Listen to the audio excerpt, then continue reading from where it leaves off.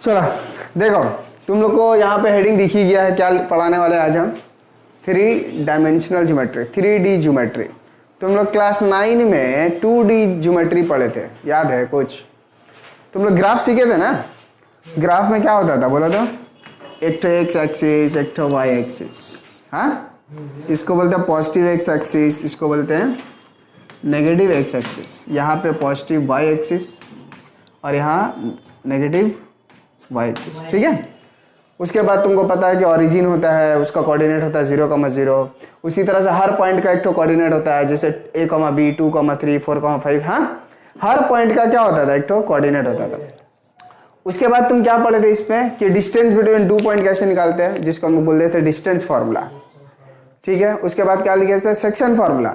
मतलब 2 पॉइंट को अगर एक पॉइंट डिवाइड कर रहा है तो कितना रेशियो में डिवाइड करता है हम लोग पता कर लेते हैं, है ना। ये सब तुम पढ़े थे। और क्या सीखे थे कि अगर 3 पॉइंट दे दिया जाए और उसका कोऑर्डिनेट दे दें तो उसका एरिया ऑफ ट्राइंगल तुम निकाल लेते थे। साइरस रूल से ऐसे ही सब 9 का बात है, सब 9 का बात है, ठीक है। तो 9 में और 11 में फर्क क्या है ना कि 9 तक तुमको सिर्फ एक्स एक्सिस और वाई एक्सिस रहता था, मतलब 2 ही डायरेक्शन रहता था। कितना डायरेक्शन रहता था? 2 डायरेक्शन, एक्स एक्सिस होगा या वाई एक्सिस होगा। मतलब तुमको अगर चलना है तो तुम 2 ही डायरेक्शन में चलेगा, या तो एक्स की तरफ या वाई की तरफ। और इसलिए हमको 2 एक्सिस का जरूरत पड़ता था। लेकिन 3 डायमेंशनल ज्योमेट्री में जैसे कि तुमको समझ में आ ही रहा है कि 3 एक्सिस होगा और 3 डायरेक्शन होगा। तो तीसरा डायरेक्शन क्या होता ना, देखो जैसे मान लो, अच्छा एक और चीज इसमें हम बता दें, ये जो एक्स एक्सिस और वाई एक्सिस है ये तो इन्फिनिटी तक जाएगा ना, कभी खत्म नहीं होगा। और ये जो पूरा प्लेन है ना, पूरा बोर्ड जो है मेरा, ये तो मेरा एक्स वाई प्लेन बोलते हैं इसको। क्या बोलते हैं? X Y plane. और इसी प्लेन में पॉइंट होता है। तो समझ, प्लेन का मतलब समझ में आया। प्लेन इससे पहले हम लोग बहुत कम ध्यान देते हैं, लेकिन अभी क्लास 11 में प्लेन के ऊपर ज्यादा ध्यान देना होगा। तो एक्स एक्सिस और वाई एक्सिस जिस प्लेन में रहता है उसको हम लोग बोलते हैं क्या? X Y plane. यहां तक किसका बात हुआ? क्लास 9 का बात हुआ। अब हम लोग आ गए हैं क्लास 11 में। क्लास 11 में आते ही क्या हो जाएगा? एक डायरेक्शन और बढ़ जाएगा, मतलब एक एक्सिस और बढ़ जाएगा। और वो एक्सिस कहाँ होगा? जेड एक्सिस बाहर जाएगा। मतलब ये एक्स एक्सिस और वाई एक्सिस आपस में परपेंडिकुलर है। तुमको जेड एक्सिस ऐसा बनाना है ना कि जो एक्स में भी परपेंडिकुलर हो जाए, जेड वाई में भी परपेंडिकुलर हो जाए। तो एक ही डायरेक्शन है, देखो यहां से बाहर आएगा, जो कि 3 डायमेंशनल चीज को हम 2D बोर्ड में नहीं दिखा सकते। बोर्ड में क्या है? 2 डायमेंशनल फिगर है, इसमें तुम 3 डायमेंशनल फिगर को नहीं दिखा पाओगे। तो इसको बस इमेजिन करो कि ये कहाँ जा रहा है? बाहर में जेड एक्सिस है। इसको बनाने के लिए हम यहाँ पे खींच देंगे, मतलब ये बाहर है लेकिन हम तो बाहर दिखा नहीं सकते, इसलिए वाला क्या हो गया? Z axis. उसी तरह से ये पीछे तक जाएगा ना, ये वाला पीछे तक जाएगा, इसको हम बोलेंगे क्या? जेड डैश, मतलब नेगेटिव वाला पार्ट पीछे चला जाएगा।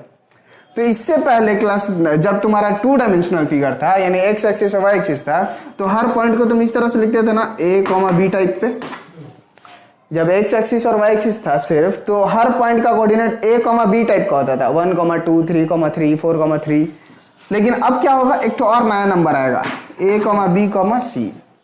और अच्छा, A से क्या पता चलता था कि एक्स एक्सिस में कितना डिस्टेंस गया, फिर B से पता चलता था Y में कितना गया, और अब C से क्या पता चलेगा? Z में। तो अगर तुम्हारा पॉइंट हम बोले कि 1, 2, 3 है, तो कहाँ होगा? तुम पहले ओरिजिन पे खड़ा होगा, ओरिजिन का कोऑर्डिनेट क्या होगा? 0, 0, 0। बोले ना 3 तो आ गया एक्स वाई जेड।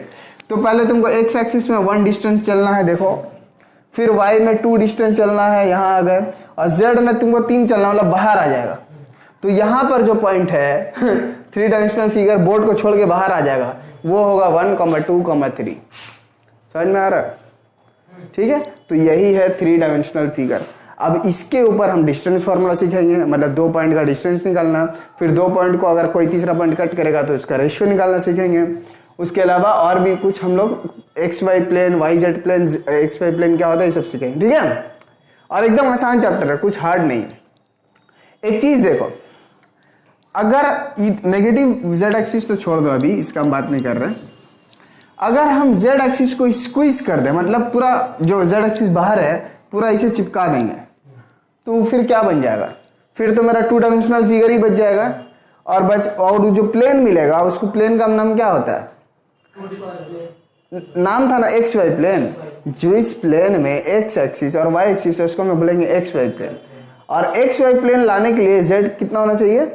एकदम जीरो। तो z इक्वल टू जीरो जो है ये मेरा एक्स वाई प्लेन का इक्वेशन हो जाएगा। देखो बात करते करते हम लोग कहाँ पर आ गए। z इक्वल टू जीरो क्या है, एक्स वाई प्लेन का इक्वेशन है। अगर हम पूछे कि what is the equation of X Y plane तो तुम क्या बोलोगे, z इक्वल टू जीरो। अच्छा उसी तरह से हम तुमको वाई जेड प्लेन के बारे में पूछते तो क्या होता, वाई जेड प्लेन मतलब एक ऐसा प्लेन जिसमें सिर्फ वाई एक्सिस है और जेड एक्सिस है। तो उसमें क्या होगा, एक्स एक्सिस नहीं होगा, एक्स एक्सिस नहीं होगा मतलब क्या होगा, एक्स इक्वल टू जीरो। समझ गए। और क्या बचा, जेड एक्स प्लेन क्या होगा,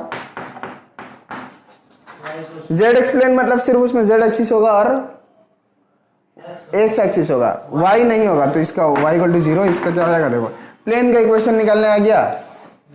और प्लेन को थोड़ा समझाने की कोशिश कर रहे हैं। 3 डायमेंशनल फिगर को समझाना बहुत मुश्किल है। तुम क्या करो ना, ये जो कॉर्नर है ये एक दीवार है, वो एक दीवार है और एक नीचे फ्लोर है ना। तुम इसको 3 लाइन दिख रहा, 1 2 और ऊपर में 3। तुम इसको एक्स एक्सिस मान लो, उसको वाई एक्सिस, और ऊपर जो जा रहा है पिलर की तरफ उसको जेड एक्सिस। ठीक है। तो एक्स वाई प्लेन कौन होगा, फ्लोर जो जमीन है इधर पे एक्स एक्सिस है उधर वाई, तो फ्लोर क्या हो जाएगा मेरा एक्स वाई प्लेन, और वो जेड एक्सिस है ना। तो एक्स जेड प्लेन कौन होगा, एक्स एक्सिस और जेड एक्सिस को मिला के ये वाला प्लेन बन रहा है। तो ये हो जाएगा मेरा, ये वाला दीवार क्या हो जाएगा, एक्स जेड प्लेन, और वो वाला हो जाएगा वाई जेड प्लेन। प्लेन का वाला समझ गया। अब प्लेन देखो, प्लेन मतलब वॉल, मतलब दीवार प्लेन जैसे रहेगा। ठीक है, ठीक है। एक और चीज देखो यहाँ पे, अब ना अभी तो तुम सीख गए का एक्स वाई प्लेन का इक्वेशन निकालना, वाई जेड का प्लेन का इक्वेशन निकालना। लेकिन अब मान लो हम एक्स वाई प्लेन नहीं ले रहे हैं। देखो फिर से इसको X axis Y axis Z axis मान के चलो मेरा दीवार को, और एक्स वाई प्लेन का पैरेलल को एक तो प्लेन है, मान लो पैरेलल कोई प्लेन है, तो उसका इक्वेशन कैसे निकलेगा। बात को समझो। मान लो यहाँ पे ये वाला एक्स है, ये वाला वाई और ये वाला जेड है। तो जेड बाहर है ना, तो ये प्लेन को छोड़ के ना हम थोड़ा सा दूर में, मतलब थोड़ा सा दूर में आके ये वाला प्लेन ले रहे हैं।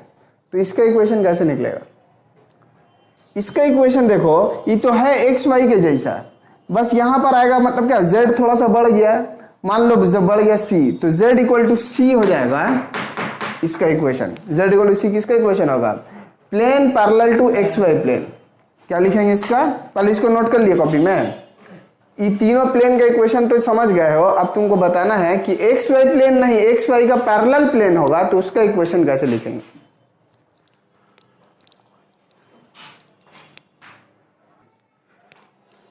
तो इसको नोट कर लिए ना। देखो हम बताना क्या चाह रहे हैं, अच्छे से एक बार देखो। हम लिख रहे हैं प्लेन पैरेलल टू क्या बोलो, X Y plane. Plane parallel to X Y plane मतलब एक्स वाई प्लेन जो तुम्हारा बोर्ड है उसका पैरेलल प्लेन लोगे तो इस तरह से आएगा बोर्ड के बाहर। तो मान लो z equal to C distance पे आया, तो उसका इक्वेशन क्या हो जाएगा, z इक्वल टू सी। अब उसी तरह से हम अगर इस तरह से लिखते हैं प्लेन पैरेलल टू, कौन सा प्लेन ले लो बोलो, वाई जेड प्लेन। देखो यहां पे अच्छे से देखना, यहां पर y है और यहां पर बाहर में z है। तो ये वाला जो है मेरा वाई जेड प्लेन है, इसका पैरेलल प्लेन लेंगे तो यहां पे ना लेंगे, थोड़ा सा डिस्टेंस पे इस तरह से प्लेन लेंगे। देखो इसको हम दिखा सकते हैं थोड़ा सा बोर्ड में। देखो ये जो प्लेन है ये parallel to Y Z plane है ना। मान लो इसका डिस्टेंस है तुम्हारा a, या c ही लेते हैं c, तो इसका इक्वेशन क्या हो जाएगा, x इक्वल टू सी। बहुत सही, x इक्वल टू सी। और उसी तरह से प्लेन पैरेलल टू क्या लिखे, जेड एक्स प्लेन, तो ये आएगा y इक्वल टू सी। मतलब y डिस्टेंस पे तुम प्लेन लोगे। इसको भी हम लोग दिखा सकते हैं, सिर्फ z को नहीं। यहाँ पे देखो एक्स जेड प्लेन यहाँ पे है, मतलब ये वाला जो प्लेन है जमीन में वो है एक्स जेड प्लेन, तो उसका पैरेलल लेंगे तो थोड़ा y पे जाएंगे इस तरह से। ये जो प्लेन होगा क्या होगा, parallel to X Z plane. और इसका डिस्टेंस भी मान लो c है, c डिस्टेंस है इसका, तो इसका हो जाएगा c इक्वल टू सी। इसका मतलब क्या हुआ, तुम जो पहले एक्स वाई प्लेन का इक्वेशन था z इक्वल टू जीरो, तो एक्स वाई का पैरेलल प्लेन का हो जाएगा z equal to C. Zero का जगह क्या आ जाएगा, कोई एक ठो नंबर, और वो नंबर क्या है कि जेड एक्स वाई प्लेन से वो आगे है या पीछे, माइनस होगा तो पीछे चल जाएगा, प्लस होगा तो आगे आ जाएगा। तो प्लेन समझ में आया, इतना लिखना है, लिख लीजिए, कॉपी कर लीजिए।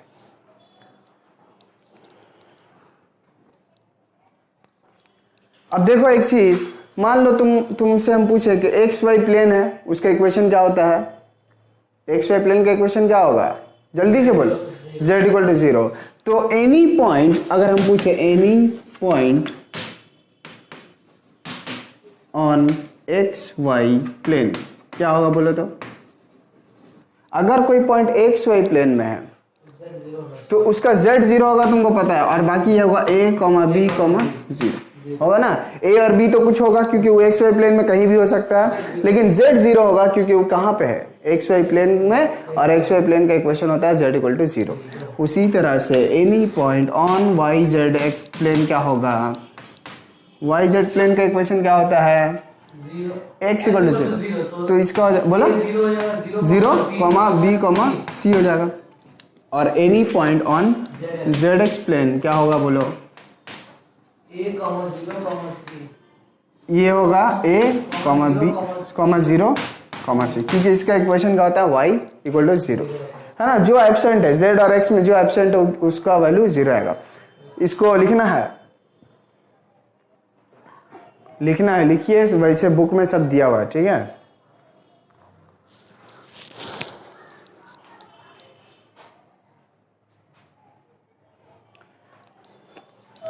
अच्छा, आओ अब नेक्स्ट चीज पे।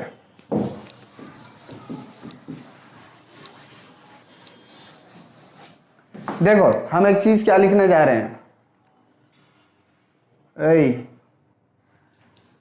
हम लिखे y इक्वल टू 0। इसका मतलब क्या है, इसका मतलब क्या है, ये किसका इक्वेशन है, y equal to 0, z axis, z X plane का, और z इक्वल टू 0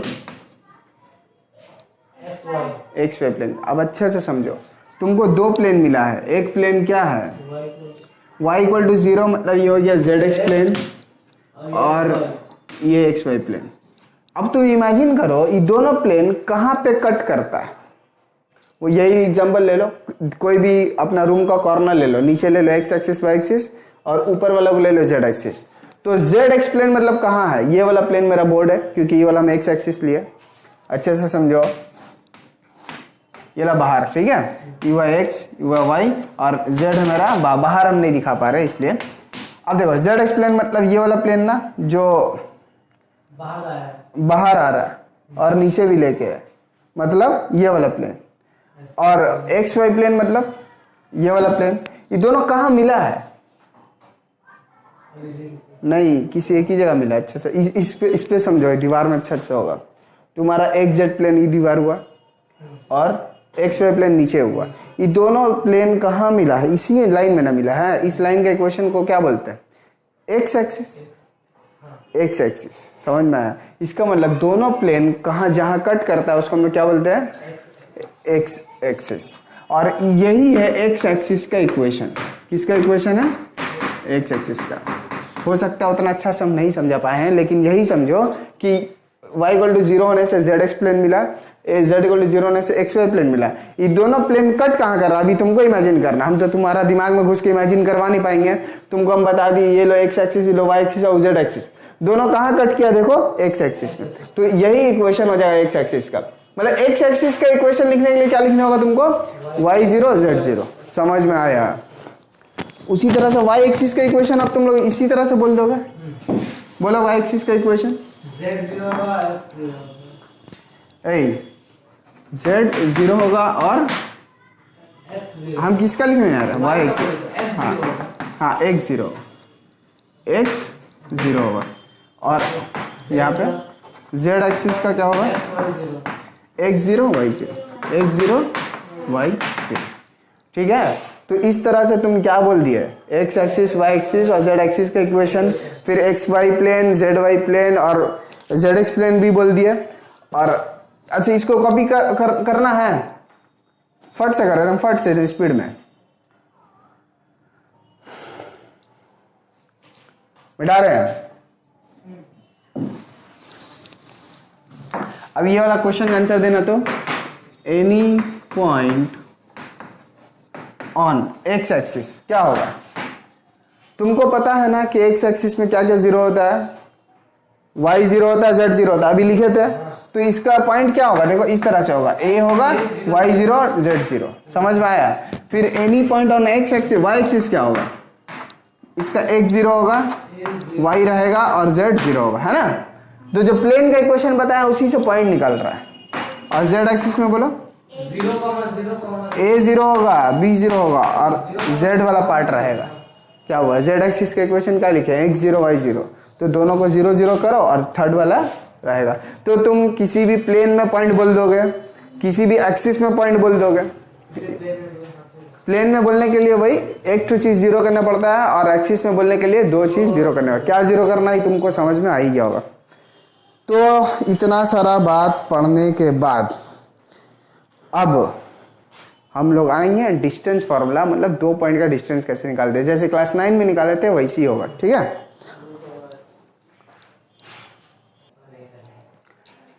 आ जाइए, किस पे आ जाइए, डिस्टेंस फॉर्मूला में आ जाइए।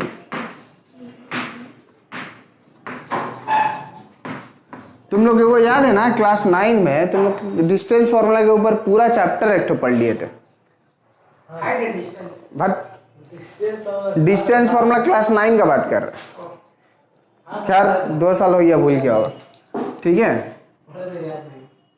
पढ़, ठीक है। डिस्टेंस फॉर्मूला मतलब तुमको नाम से समझ में आ रहा कि डिस्टेंस निकालना है। किसका डिस्टेंस, 2 पॉइंट का डिस्टेंस।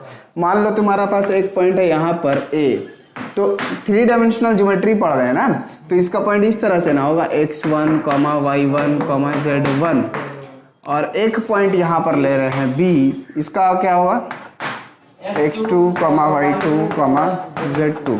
अब तुमको याद होगा कि ए बी लिख देने का मतलब क्या होता है, डिस्टेंस बिटवीन ए बी, और इसके ऊपर कभी कभी बार भी दे दिया जाता है, ठीक है।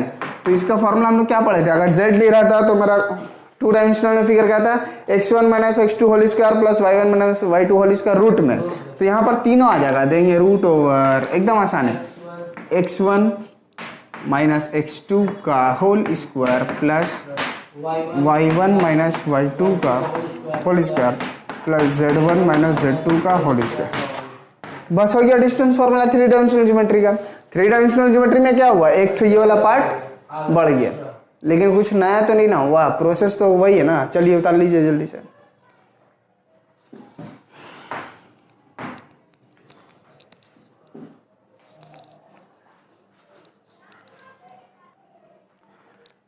हुआ कॉपी। अब मान लो तुमको 2 पॉइंट नहीं देके 1 पॉइंट देता और बोलता कि ओरिजिन से डिस्टेंस निकालो, तो ये वाला पॉइंट मेरा ओ हो जाता ना, 0, 0, 0, ओरिजिन मतलब 0, 0, 0।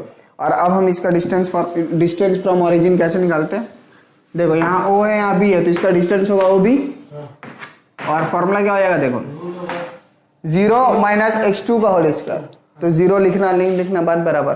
तो यहाँ पे ये ना आएगा, देखो 0 - x2 का होल स्क्वायर, तो यहाँ पर 0 तो नहीं लिखेंगे चलेगा, और माइनस का स्क्वायर प्लस ही होगा, माइनस का स्क्वायर प्लस होगा, तो इसमें हम क्या कर दे, सिर्फ x2 का होल स्क्वायर, फिर उसी तरह से y2 का होल स्क्वायर, फिर z2 का होल स्क्वायर।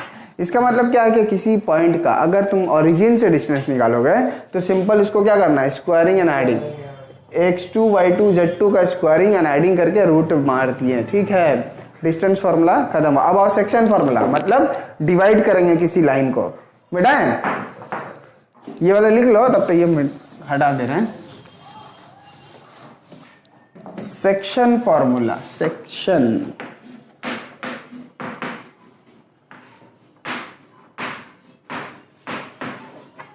ठीक है।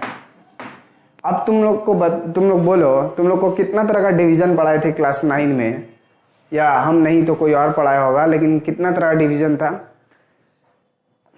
याद तो होगा नहीं, हम ही को बोलना है।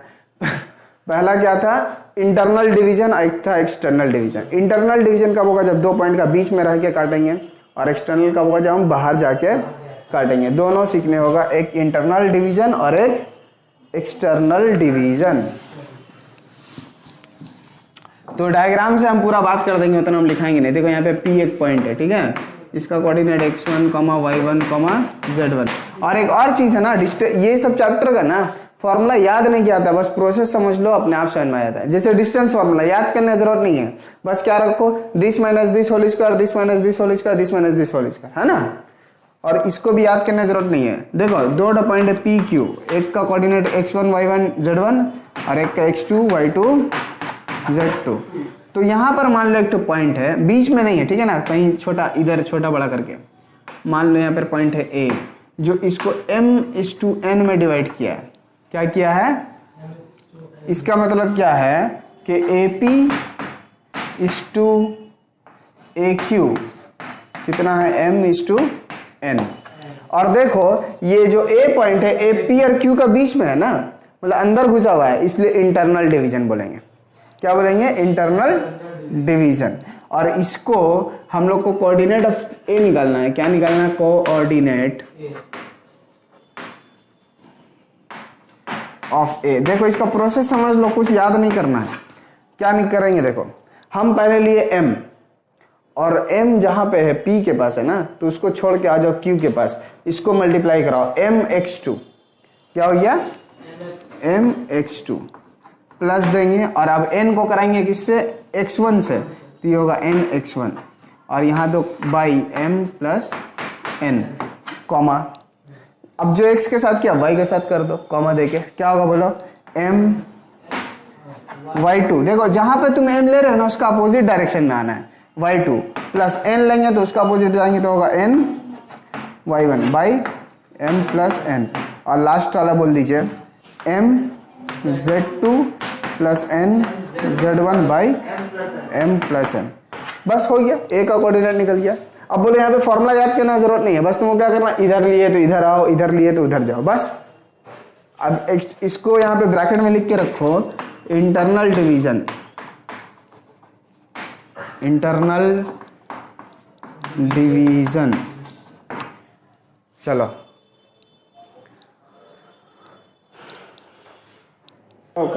सदाबहार।